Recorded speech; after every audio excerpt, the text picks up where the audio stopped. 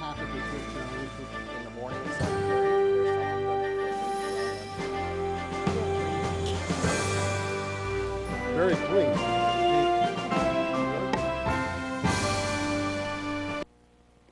Good evening and welcome to this edition of the Speakers and Leaders Hour.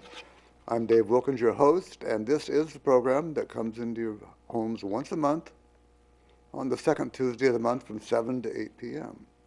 And we're here tonight to talk about our very favorite topic, which is Toastmasters and parliamentary procedure. And we do that through the Toastmaster organization and the National Association of Parliamentarians. But first, tonight we're going to talk about Toastmasters, and I'm delighted to have with me here in the studio this evening two of the members of the Anthony Wayne Toastmaster Club, and they're both going to be giving presentations, and I think you will enjoy them this evening. The first person I'd like to introduce is on my right, your left, and that is my wife, Berniece Wilkins. Berniece, I'm so glad to have you here this evening, and I hope you enjoy yourself, and I hope we enjoy your speech. Now, to my left, to your right, you'll find Fred Horne, and Fred is sitting there getting ready to give his speech, and he's going to be talking about a topic that's going to be most interesting to each and every one of you. So Toastmasters is an organization where you learn to communicate by speaking effectively in front of groups of people. Each project that we do is in a book, and each book has several different projects to accomplish. Now, some of the projects tonight are going to use visual aids, and those are rather interesting. And you'll see how visual aids can serve one person in one way and another person in a different way, because what kind of visual aids you use is entirely up to you. I'm very pleased to introduce at this time a gentleman who has a strong belief in his religion, and to that end he has prepared a presentation on a very interesting topic, the Shroud of Turin. At this time, please welcome Fred Horne.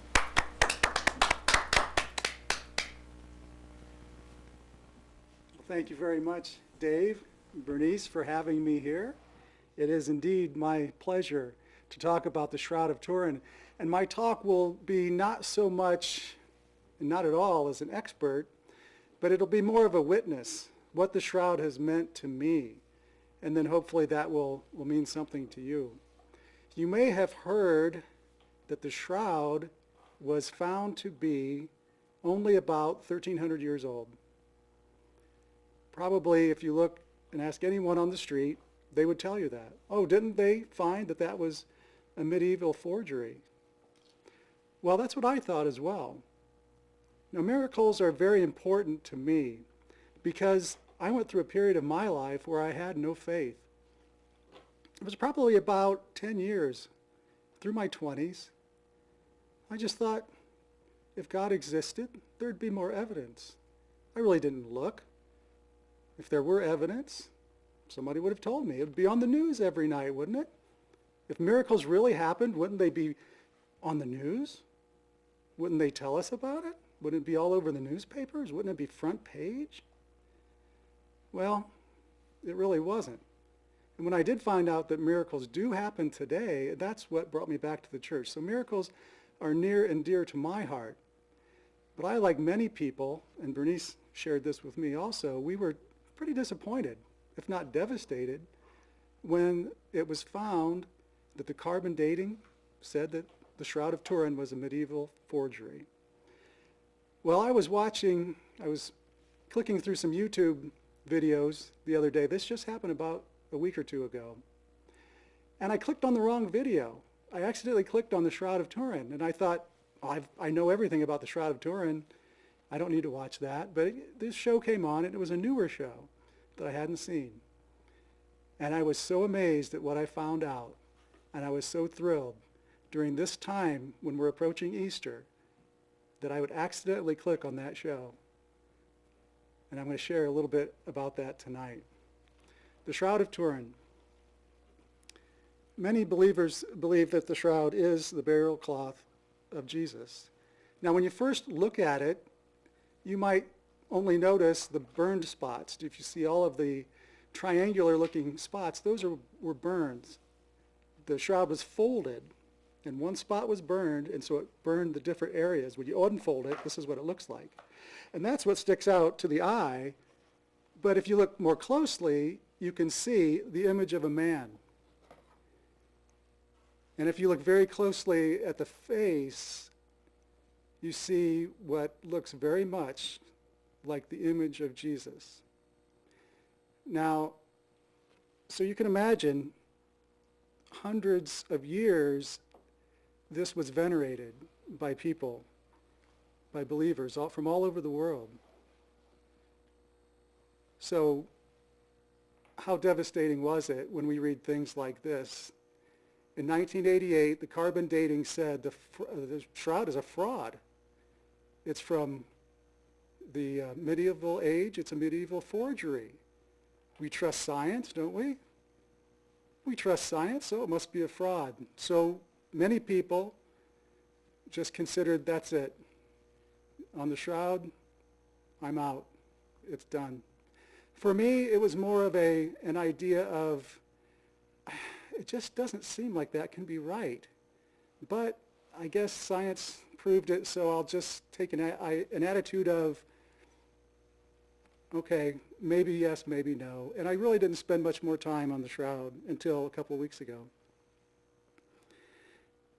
So what is it about the shroud that made so many people, even though science was saying it was a forgery, made so many people say, no, I don't believe that. I think there's something about this shroud. Well, let's talk about the evidence. In 1898, when photography was fairly new, the shroud was photographed for the first time. And when the photographer developed the film, he got a shock. He was amazed at what he saw. Because the shroud, as impressive as it might be, when he looked at the negative, which is the dark and light reversed, the shroud seemed to come to life, almost like a photograph. This was amazing. So for hundreds of years, they didn't see this image of the shroud that we might be used to today. And the detail was amazing. You could see his arms. You could see his legs. You could even see his fingers. So you can imagine that this was something that went all over the world. Many people accused even the photographer of faking this. That's how much they just could not believe what they were seeing. So that's the first item of evidence that I would say is that the photographic negative has such detail. It's amazing. So let's look at some other evidence. In 1978, a commission was put together of 20 experts of various fields, not necessarily religious, and they studied the shroud. But they could not damage the shroud in any way. And so they did what they could. And they found what I would say was 3 types of evidence for the authenticity of the shroud. One is the image itself. The second is there's blood on the shroud. It's separate from the image. And third, there's pollen on the shroud. And I will talk later about why that's important. First, the image on the shroud. The scientists found that there was no paint used.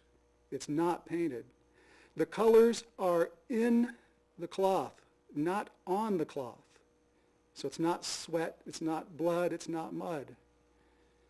And the surface only is affected.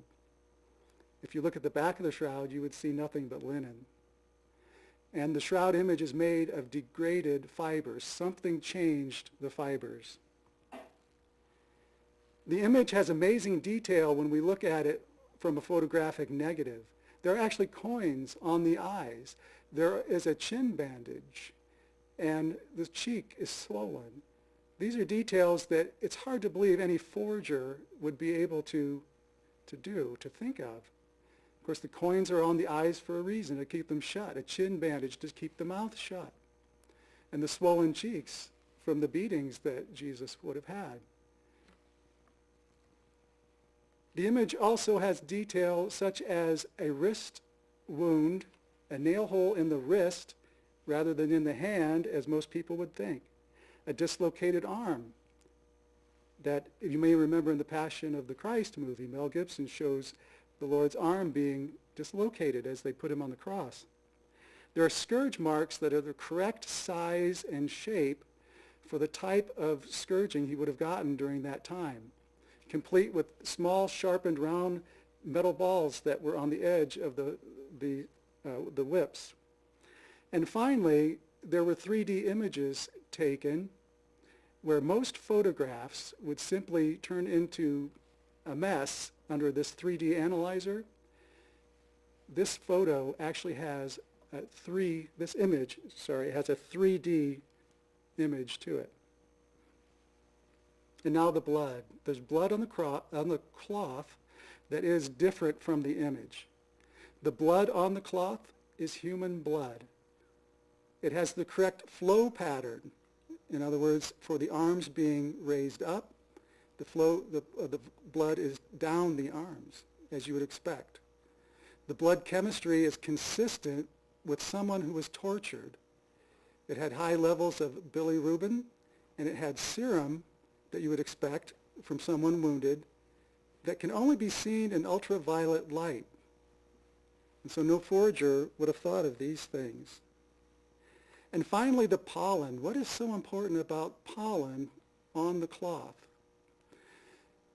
A scientist named Max Fry is an expert in pollens, and he is actually a criminologist. And they can tell where a criminal had been by the type of pollen that is on his clothing. Well, same with the shroud. If people are saying this is a medieval forgery, there should only be pollen from Europe. Instead, they found pollens that only grow in Turkey and only grow in the Holy Land. So at some time, this shroud was in the Holy Land. And also, there were several pollens which they could not identify, which he speculated was because they were older than the records that they had for pollens. And so with all this evidence, naturally people were saying, how can the carbon dating, how could it say that's from the medieval age? And there was a woman named Sue Benford, and she was watching TV one day, similar to my experience, and she was flipping through the channels like we do, and she came across the Shroud of Turin. She had never seen it before. And when she saw it, she said to herself, that is the image of Christ. And like many of us, when she found out about the carbon dating, she couldn't accept it. And so she studied. She was not a scientist. She studied, she looked, and she found something. She looked at the sample, a picture of the sample that was taken.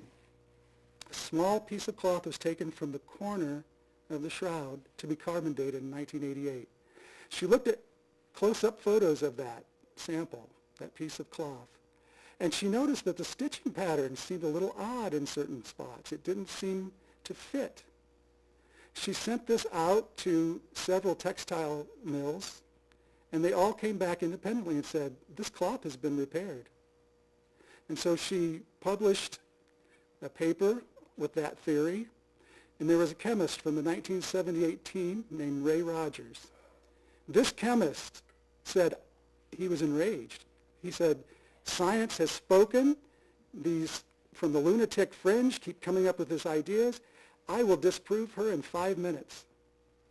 He set out to disprove her, and he ended up saying, no, she's right. There's 2 different materials in the test sample. Linen, the shroud is made of linen. Linen is made from the flax plant. There was also cotton, a completely different plant, found from the test sample. And so Ray Rogers, the man who was going to disprove her in 5 minutes, he wrote this in 2002. The radiocarbon age determination made in 1988 used an invalid sample, and it gave an erroneous date. And so now we're seeing news articles a little more like this. The shroud is estimated to be between 1,300 and 3,000 years old. So it very well could be from the time of Jesus.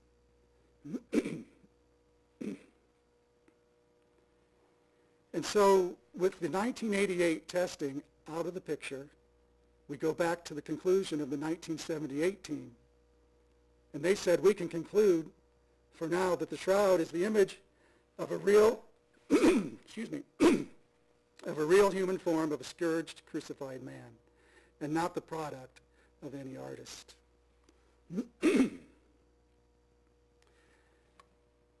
Now, Ray Rogers believes, the scientist, the chemist, he believes that the shroud is authentic, but he doesn't believe it's miraculous. So there's two questions there.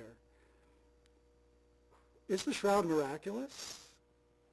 They can't find it. They can't determine what made the image. So what made the image, and is it miraculous, are really the same question. I believe, like some scientists believe, that the image was formed by the resurrection of Jesus Christ, by some form of energy or light that we don't know about.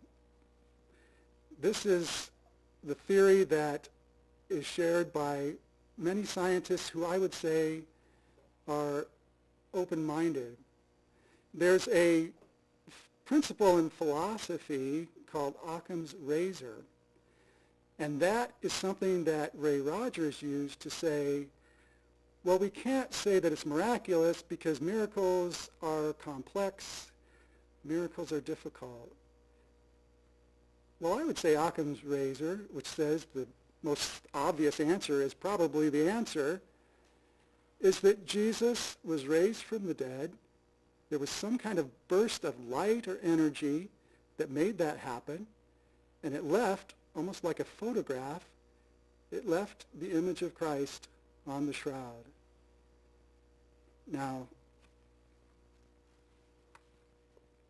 I don't know about you, but this was amazing to me, and just a wonderful gift for this time as we approach Easter.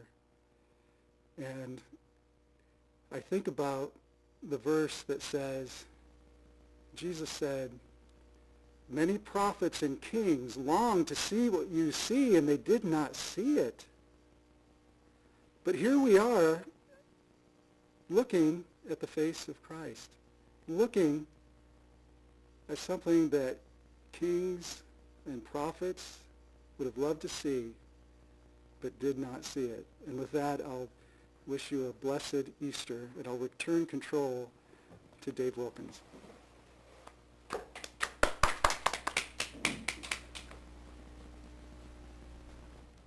Wow. Thank you very much, Fred. That is a very compelling speech. It's very interesting, and I think it sets us all to thinking about the holiday coming up and how appropriate for this time of the year, Easter time. And again, thank you for your sincerity, for your study, and for your putting together that wonderful presentation. Thank you. Now that was one form of using a visual aid, and the next presentation we're going to see is also going to use a visual aid, and I'd like to at this time call forth with her presentation entitled Mama's Hatbox. Please welcome Berniece Wilkins.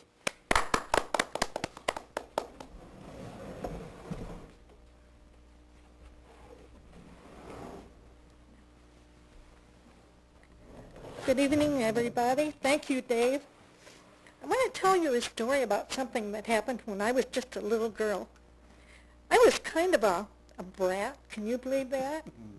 I was a bratty little girl. Dave says I'm still a bratty big girl now. I always liked to tease my brother, and I was always going into his room and moving things around. And one day he yelled, "Mom, Niecy's been in my room again." And of course, Mom called me, "Berniece, Evelyn, get in here right now." Now, what were you doing in your brother's room? You know you're not supposed to be in there. "Oh, Mama, but he had these soldiers all lined up. They were going to do battle, and I just knocked some of them over because they got shot. They got hurt." "I don't care. You're not to go in his room. You're not to touch his things." Now, how would you like it if he went in your room and played with your dollies? I giggled. Oh, Dougie wouldn't play with dollies. He's a boy. Well, that isn't the point. You wouldn't like it if he moved your dolls. No, Mama, I wouldn't. You've got to promise me you will not go in his room again. One thing I was good at, I would keep promises if I promised. And I finally said, well, okay, Mommy, I promise I won't go in his room anymore. However, I didn't say I wouldn't go into her room. And a few days later, I noticed that her bedroom door was open. I snuck in. She had a wonderful dressing table with a little round stool. I sat down on that. I looked over at Daddy's side of the room. Boring. But Mama's dressing table held these beautiful shaped bottles, perfume bottles. And I pulled the stoppers out, and I smelled them. It was like a flower garden.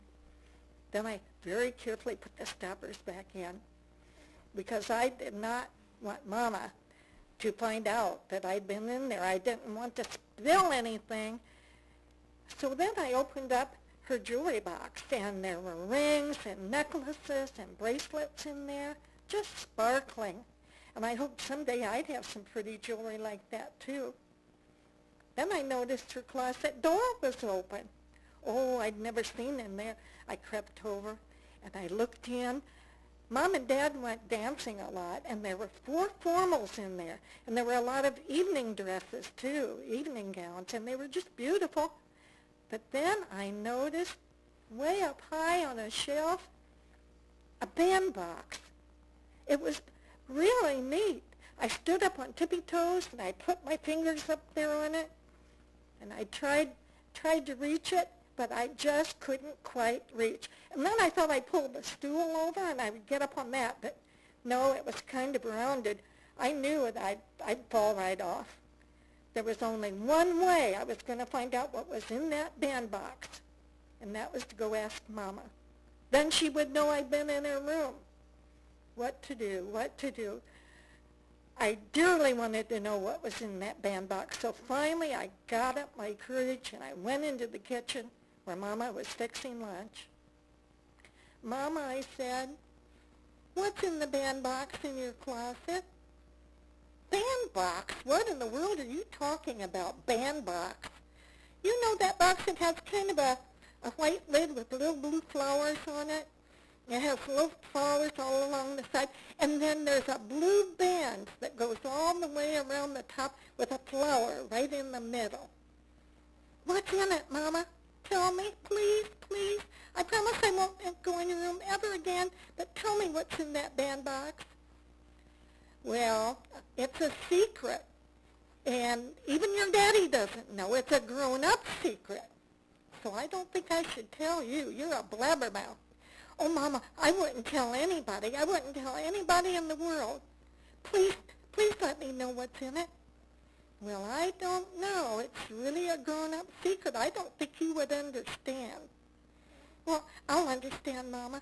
And you know what? I promise I'll never tell anybody. And you know if I promise, well, that's true. Even though you're a blabbermouth, if you promise you won't tell anybody, I'll let you know what's in the box. In fact, I'll even show you what's in the box.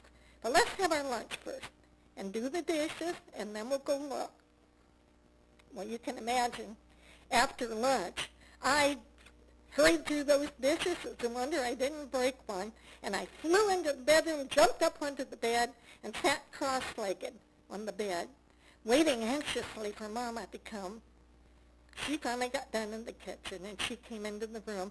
She went right to the closet, and she got that box and brought it out and set it right on the bed right in front of me.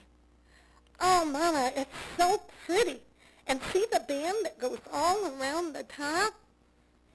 Well, yes, I guess you're right. It is a bandbox, isn't it? Well, what's in the box, Mama? What is in it? Well, first of all, do you remember what your Grandpa did for a living? Yes, Mama, he had a hat shop. Well, he had more than a hat shop. He made hats. He made ladies' hats. And he made them custom made. He was famous all around for his hats.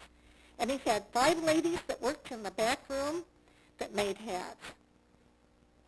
When I got out of high school, my daddy, your grandpa, put me to work in the shop. And I worked with the customers at first, but then finally he put me in the back room and he let me make a hat.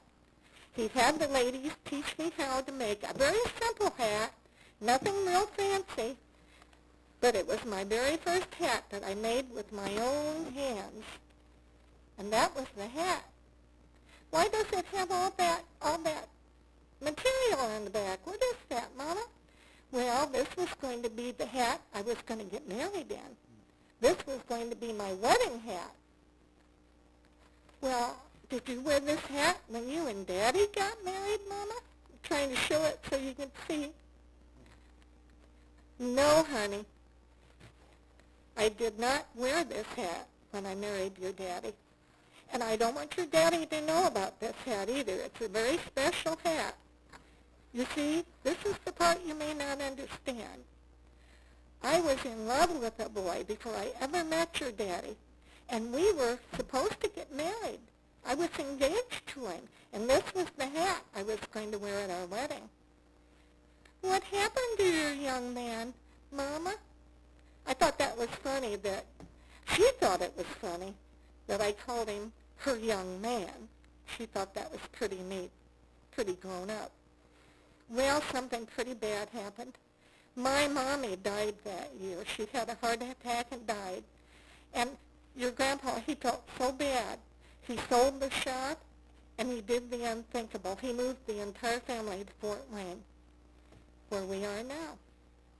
And I went to work in a department store that maybe a lot of you out there will remember, Wolf and Dessauers. I went to work at Wolf and Dessauers.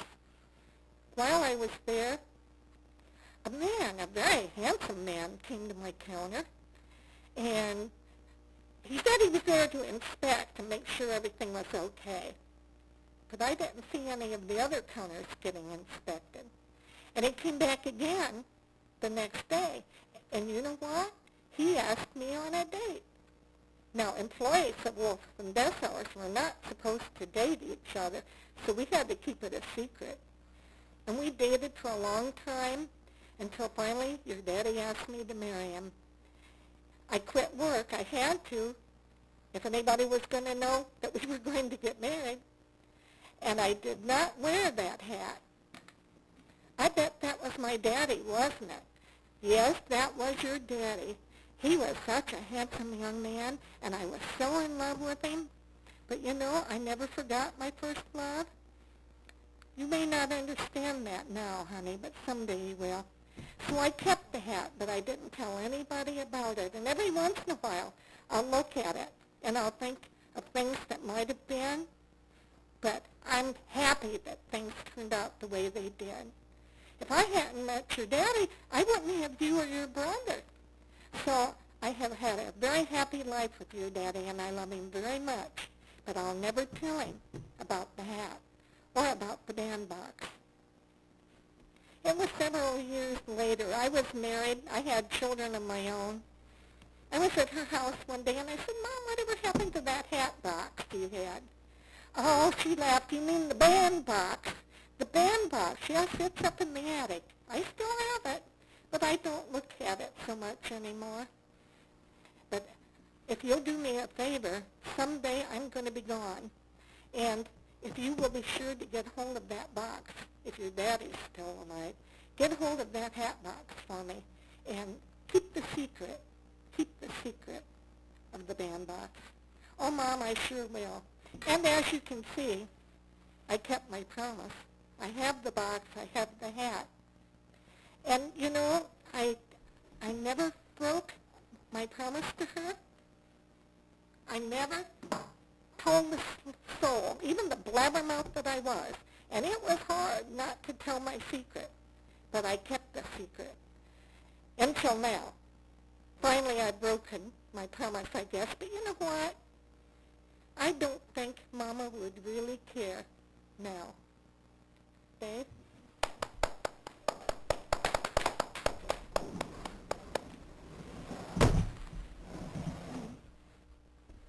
Thank you, Berniece.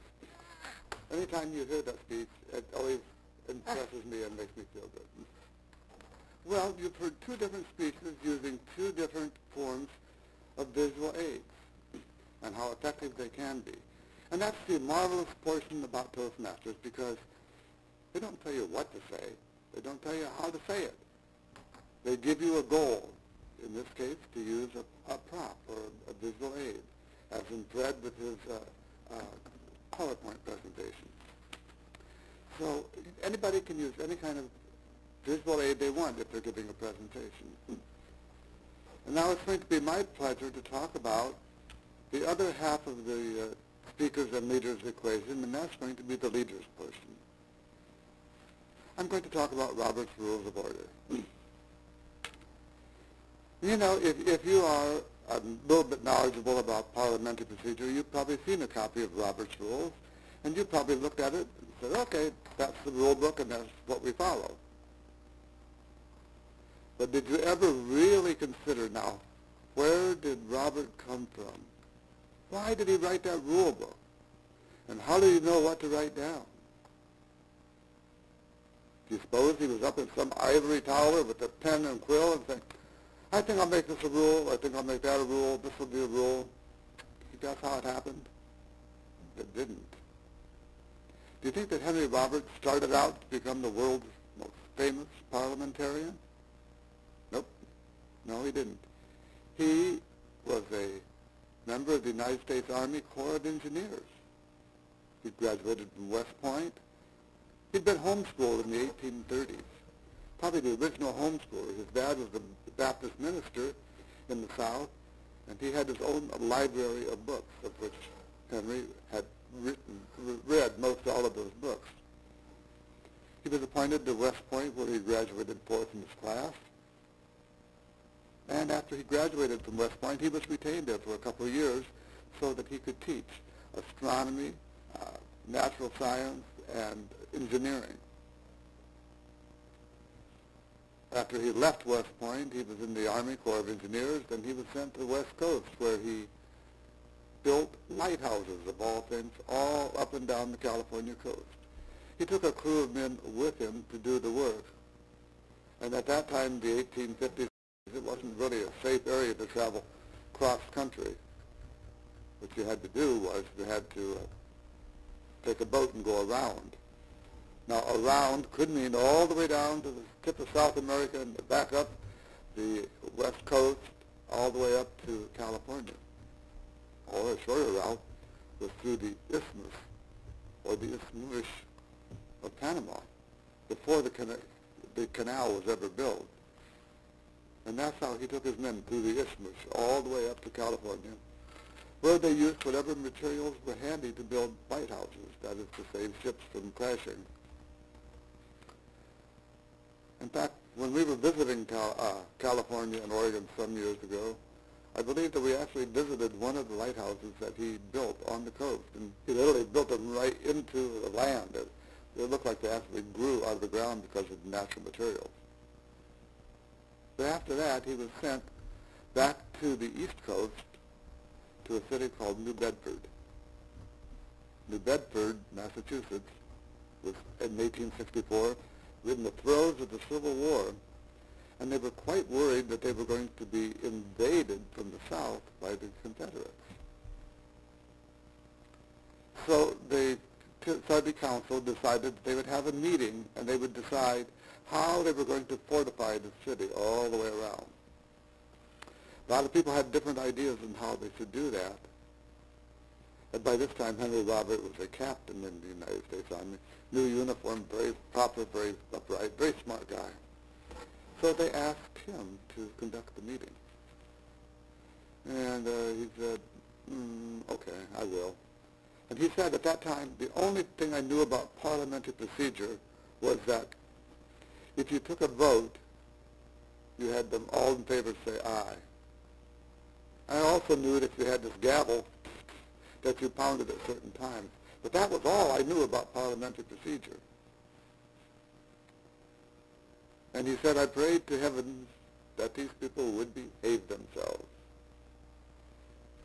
They did not. and he was way out of his league. This meeting started in July, 11 o'clock in the morning, very hot in the New Bedford area, very hot and steamy and muggy. There was no fans. There was only people with the paper fans. All these townspeople gathered in this room. Some people on this side of the room had one idea. Another one on the other side of the room had a different idea. They were hurling insults back and forth across. Nobody would be shouted down. Somebody else couldn't talk. And afterwards he said, I didn't know that you could have one person speak at a time. I didn't know that you should not use foul language and cast aspersions at the people. So there was one group that wanted to put a cement fortification around. Another group wanted to put a wooden palisade around. The meeting started at 11 o'clock in the morning, went through lunch. In the afternoon, they just kept arguing and bickering and arguing and bickering. At supper time, they were still fighting. It got dark. They lit lanterns in the room, which made it only hotter, until finally at 2 o'clock in the morning, having started 11 a.m. that day, the meeting broke up with two things decided.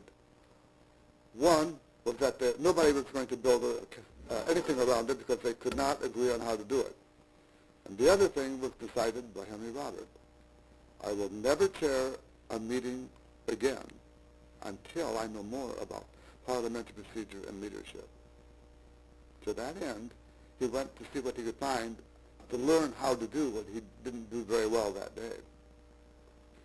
He found two books.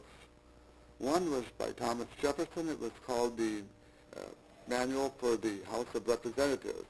Interesting things in there. Among other things, it said that there was a proper order for leaving the House chambers. He did it in orderly fashion, the same way coming in orderly fashion.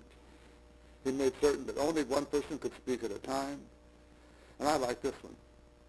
No spitting on the floor. And sit up straight and do not put your boots on the chair in front of you. Those were rules that were actually in the book in 1802. Then there was another book that was written by a man named Luther Cushing, and Luther Cushing wrote a small parliamentary book, but he was an attorney, good attorney, lousy parliamentarian, because in his book he had only the sketchiest rules put out, so that if you use this book of his, people could read one thing in it on this side of the room and something else on that side of the room, and when they came together to decide something, they were arguing about how to decide rather than what they were deciding on. And then there was the third book. It was one of those books that you lay on the coffee table today, one of those big picture books.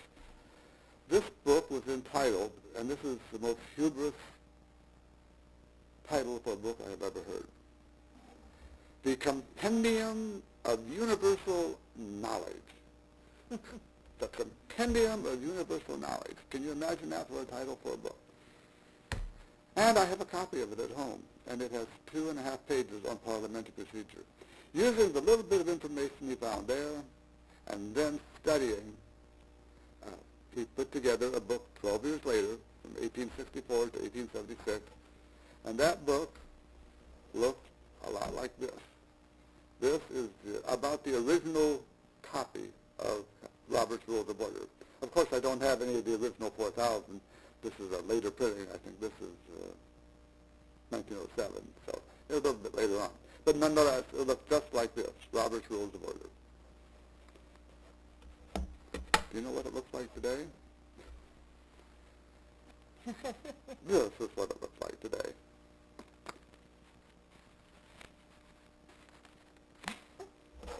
(176 pages), 716 pages, all saying the same thing. So, as I said, Henry did not sit up in some little tower up high and begin writing rules down. What did he do? He went to history, and he went to common sense. The first thing he did, he looked at, well, probably cavemen, you know, the Neanderthals in France where they did the beautiful paintings on the wall.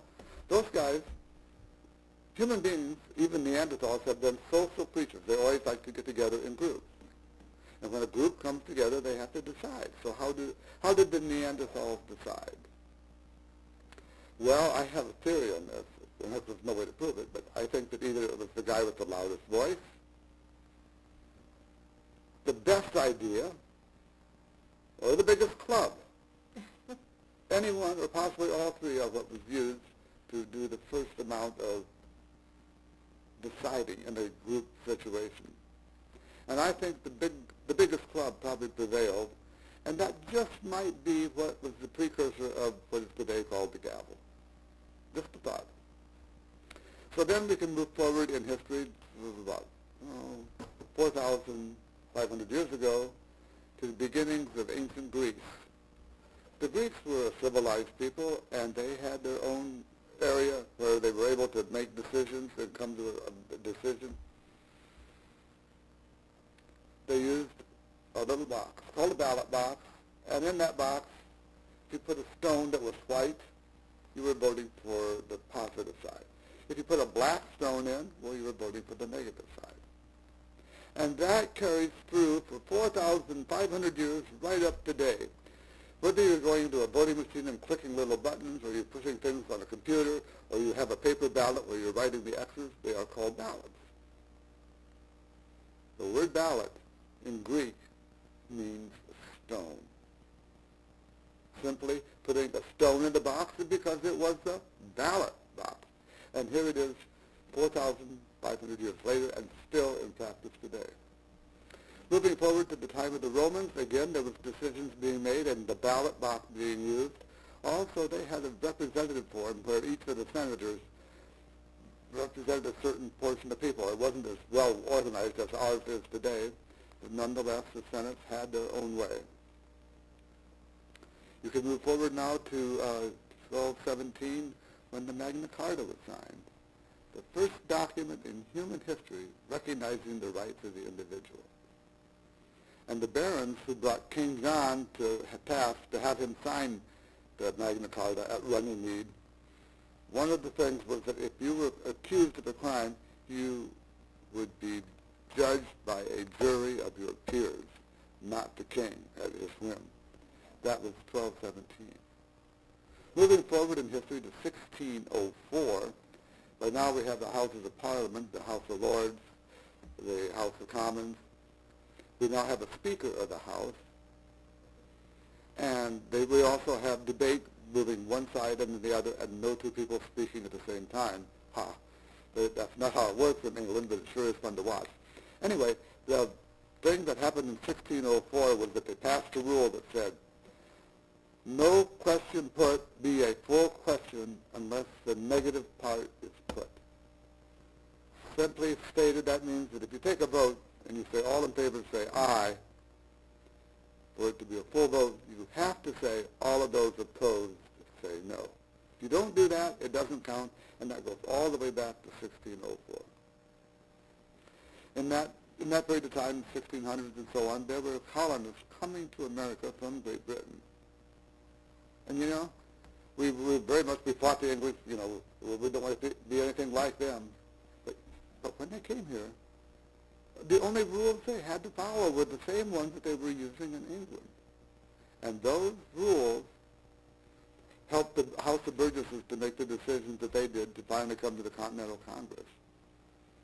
And Thomas Jefferson, in his great wisdom, lumped together all the rules that were brought from Great Britain to America and called them common law. Common law is the ones that we have today because it's common law.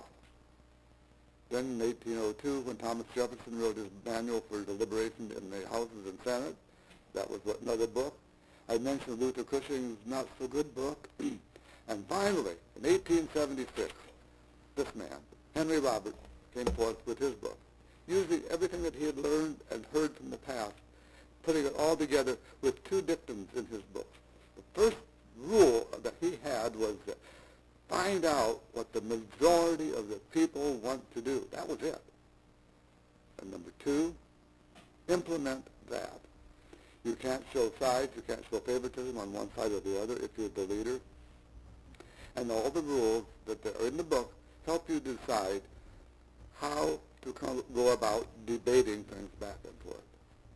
So that is a thumbnail history of Henry Robert, why he wrote this book, and how we, who are part of the National Association of Parliamentarians, took it upon themselves in the 1930s to form a national organization that allows people who have studied and learned and passed the test that they put out to call themselves National Association members, National Association of Parliamentarians members. Berniece and I both belong to that, and there are several other people here in Fort Wayne. So that is my story on Henry Robert tonight, so thank you very much. Now, let's see, do we have time for a little bit of a short evaluation? I guess we do. I will start because I evaluated threads.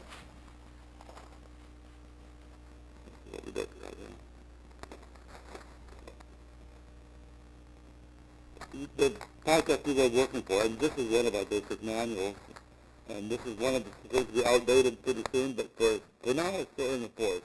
His goal was to organize his speech. It was to have an opening, a body, and a close. We're using your beautiful video and also your PowerPoint. You gave us a great background. You told us what you were going to talk about. You filled in the blanks and told us exactly what you were going to say. I just love the visuals. You were very professional. You have a naturally soft voice, Fred. I don't know if you could use a bit more emphasis on some of the key points, but if you could, I think you would really bring it out. What I did like it mostly about your speech was that you were so sincere and your witness for your faith. And so thank you for that, and thank you for being willing to tell a story for us today.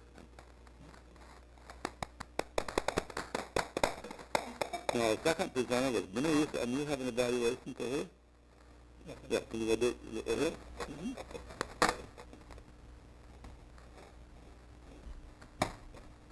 Thanks, Dave. Berniece, it is my pleasure to evaluate your speech.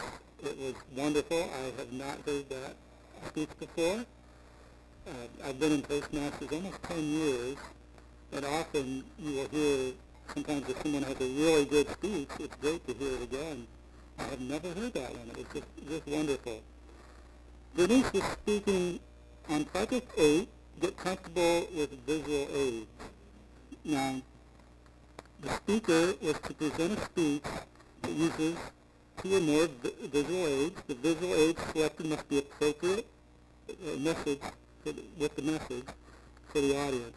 It should be displayed correctly and with confidence. And on top of that, then she should use all the other skills that are learned in Toastmasters, such as vocal variety and gestures, facial expressions, clear enunciation, all these things that we learn in Toastmasters. But the main part of the project was the visual aid. And I thought it was a wonderful visual aid for the speech. I like especially how you had a build-up. First of all, you're a wonderful storyteller. And I like the dialogue. I don't have when I tell a story, I don't really feel like I can do that dialogue. But you had your mother's voice. It was like you were hearing from your mother. And it was like you were hearing you as a little girl. You had that dialogue that was just wonderful in the story. You had the anticipation, what is in that box? You had the build-up. There's a very good build-up, and we're all wondering, what could be in that box? It's so important. And then when you finally used the visual aid, you had the box itself, and then you had the hat inside the box. It was just a wonderful visual aid. And then the secret. How wonderful. You and your mother had that little secret together. I thought that was very touching. It's just a wonderful story. What could a speaker have done differently to make the speech more effective? Well, I'm not sure that this counts as much, but I did notice that as you were bending to pick up the box, and as you were bending to put the box back down, that you were speaking during that time. That might have been a time to just pause and let the audience think about what you had said. So, but other than that, just a wonderful speech, and I just say that Dave and Berniece Wilkins are such a blessing for implementing Toastmasters, and I would just, for anyone who wants to join a Toastmasters club, implementing Toastmasters meets every Thursday night at Ivy Tech at 6:30, and Dave and Berniece are a great reason to come and just experience them, learn from them, listen to their wonderful speeches. And so, again, thank you, Berniece. All right. Thank you, Ted. Well, I didn't know about this evaluation. It's coming to come to my wife, and she evaluated me. So please welcome Berniece.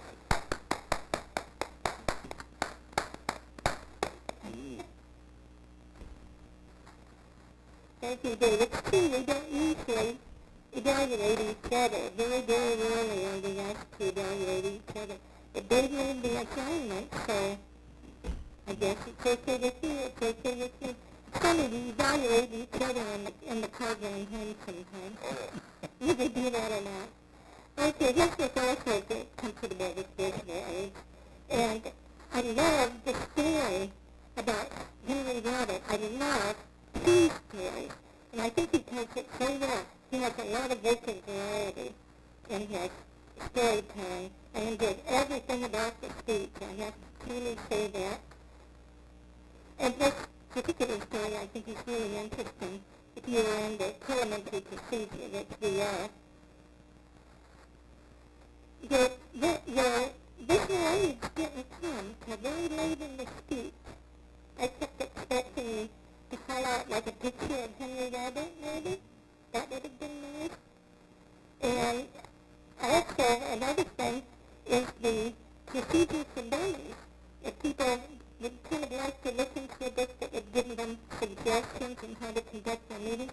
If they don't really want to get into Robert's rules, the parliamentary procedures for dummies is really a good book. It tells you a lot of things, and I think that's maybe way that would help you. And you didn't have that in American. But I just love it when you get out that little book that was Henry Robert's there, and then what we did to it, this big, big fat book. Some of it was necessary, you might have mentioned, because of the technical things that go on today. You can be in a meeting in California and be in the same meeting here, because it can be televised. So you might have mentioned that part of why it got to be so big is because of technology. It's kind of important that you really, I think, told us everything that we needed to know. Mostly you wanted to tell us the history of parliamentary procedure, and you covered it from beginning to end. I don't know how you could cover it in that time that you did, and you made it very interesting. It could have been such a boring speech that wasn't at all. You're a very good speaker, Dave. Excellent job. Thank you very much, Denise. Thank you for the heartfelt evaluation. Dad, thank you for the wonderful job that you did this evening. We have a few moments left. I want to say a couple of thank yous, mostly to Jim Mount for being here. I know he's got a sick dad at home, and he's trying to take care of him as well as help out down here. Thank you, Jim. In the booth, we have Dennis Osborne, who faithfully does all of our audio work. And then our technical director tonight is Albert Boucher. These people, you never see them, but they're there, and by golly, they do a great job, and we are thankful for them and having them to do the work for us. Also, as we mentioned, the afternoon, as Ted mentioned, the afternoon Toastmasters is with us tonight at the Ivy Tech at Coliseum, 6:30 to 8 p.m. in 1626, I believe, is that it? Maybe. After the death, there you go. Also, the Parliamentary Club meets right here in the library on the third Monday of the month from 6:30 to 8 p.m. and we meet currently in the Globe Room. And the Globe Room is right there by the entrance when you come in from the parking garage. So let's think about that. If you want to be on the show, or if you want to help it out with Toastmasters, think about coming and joining us by afternoon Toastmasters. Or look on the website, you'll find other clubs all over the Fort Wayne. So this Saturday is the Division B International Speech Contest and Tall Tales Contest, and that will be held at Ivy Tech in the auditorium from 9 till about noon. Try to get out of here before noon. You're all welcome to come. It's absolutely free, and you'll hear very good speeches, and you can urge on the people who will then go from there to our district.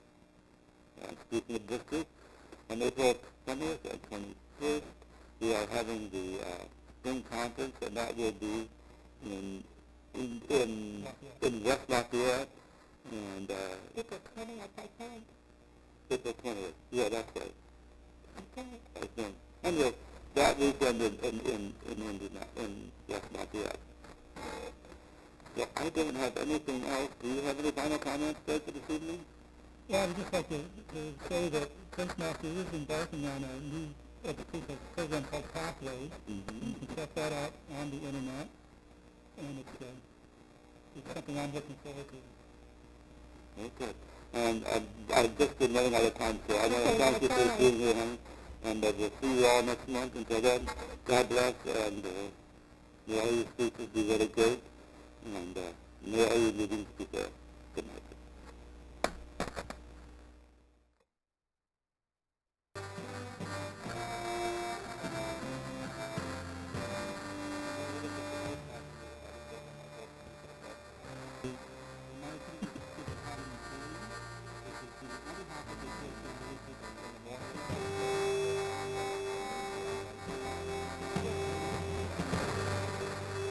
Very good.